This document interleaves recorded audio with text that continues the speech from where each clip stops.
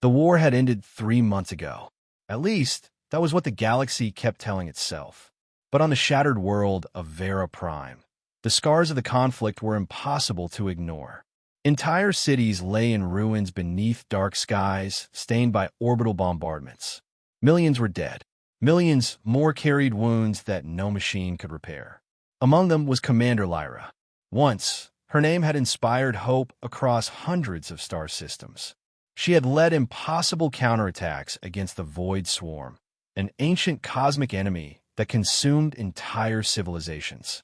Stories of her victories were taught in military academies. Children collected holographic cards bearing her image. Now she lay motionless inside a sterile military medical station overlooking the ruins she had fought to protect. The woman who had commanded fleets could no longer lift her own hand. Doctors surrounded her daily, running scans with technology so advanced it could rebuild damaged organs and regrow shattered bones. Yet nothing worked. The enemy had struck Lyra with a mysterious psychic weapon during the final battle. The weapon had not targeted her body. It had targeted her will. Every day, pieces of her memory vanished. Faces faded. Victories disappeared. Even her reasons for fighting slowly dissolved into darkness. The physicians called it neural collapse syndrome. Unofficially, they called it a death sentence. Outside her room, politicians debated how history would remember her. Some wanted statues. Others wanted memorials. A few were already discussing her replacement. Lyra heard every conversation through the thin walls. None of them spoke as if she were still alive. Eventually, she stopped correcting them. She stopped talking entirely. Then she stopped caring. Days blurred into weeks. Visitors came and went. Admirals, diplomats, former soldiers, all hoping to say goodbye to the legendary commander. She turned away from every one of them. The galaxy's greatest hero had surrendered, and everyone knew it. Everyone except one human.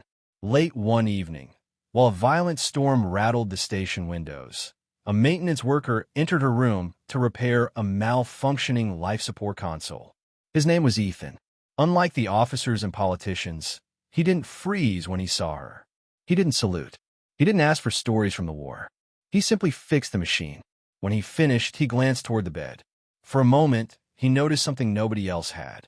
Not a famous commander. Not a living legend. Just a lonely person waiting to die. Instead of leaving, Ethan quietly pulled a chair beside her bed and sat down. The room remained silent. Seconds passed, then minutes. Finally, he leaned closer and spoke a few soft words. Simple words. Ordinary words. Yet the effect was immediate. For the first time in 12 days, Lyra's eyes opened. For the first time in weeks, something stirred behind them. Not pain, not despair, something else. Something the galaxy's greatest doctors had failed to restore. Hope. And as Ethan prepared to leave, Lyra's trembling voice broke the silence. It was the first sentence she had spoken since the war ended. Why would you say that? Ethan smiled. But before he could answer, alarms suddenly began echoing throughout the medical station. The change began so subtly that nobody noticed it at first. A week after Ethan's unexpected visit, Commander Lyra did something the doctors thought was impossible. She asked a question. For months, she had barely spoken. Most days, she stared silently through the hospital window, watching storms roll across the ruined horizon of Vera Prime. The woman who had once commanded thousands of warships had become little more than a shadow waiting for the end. But now, as Ethan entered the room carrying his toolbox, Lyra turned her head toward him. Why do humans keep trying when they know they might fail? Ethan nearly dropped the tools in his hands. It was the first genuine question she had asked anyone since the war.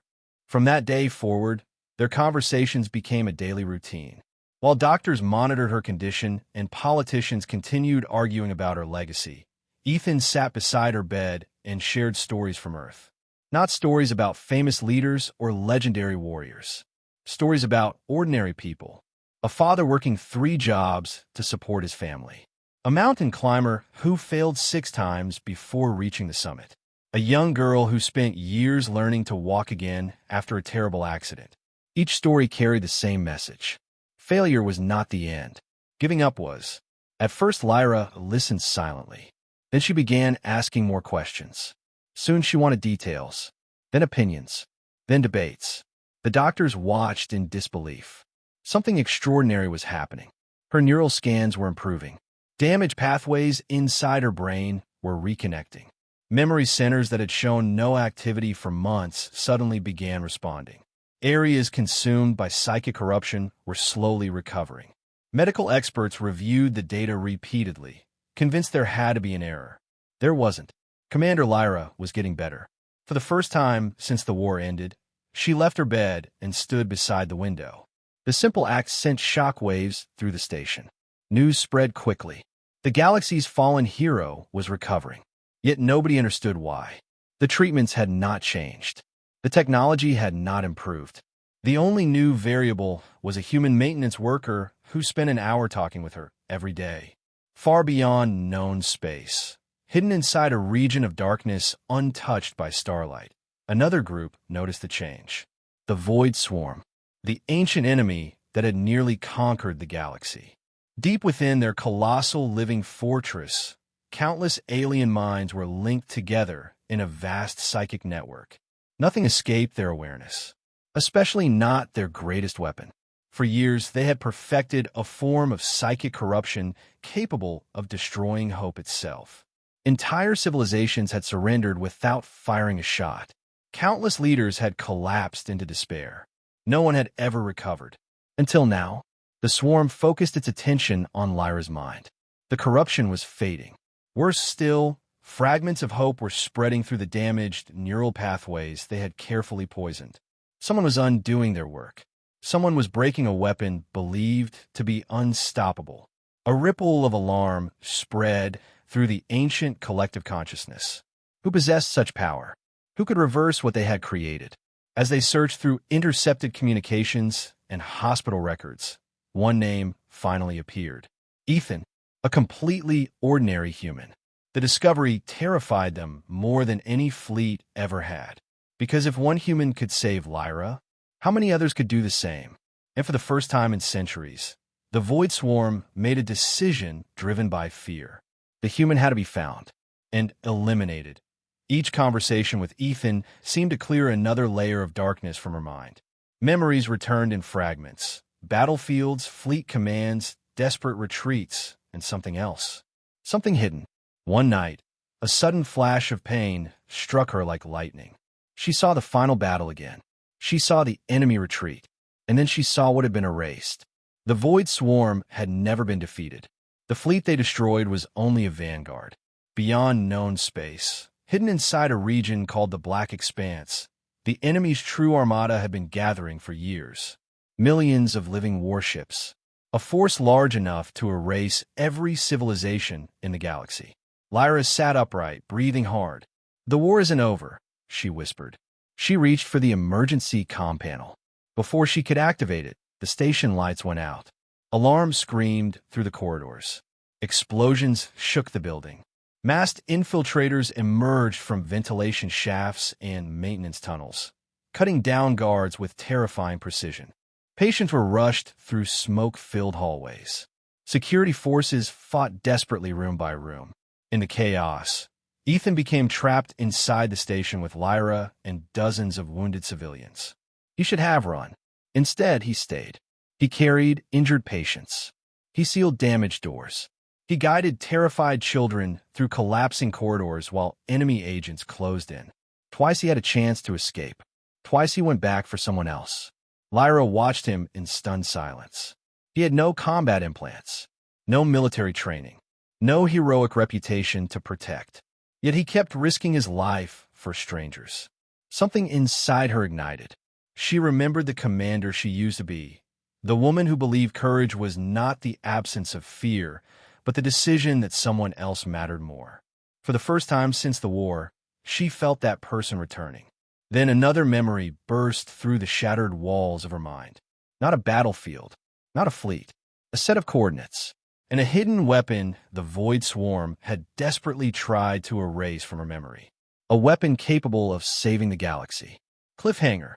As enemy assassins close in on their position, Lyra realizes she remembers the location of the one thing the Void Swarm fears most, and they will kill everyone in the station before they let her reveal it.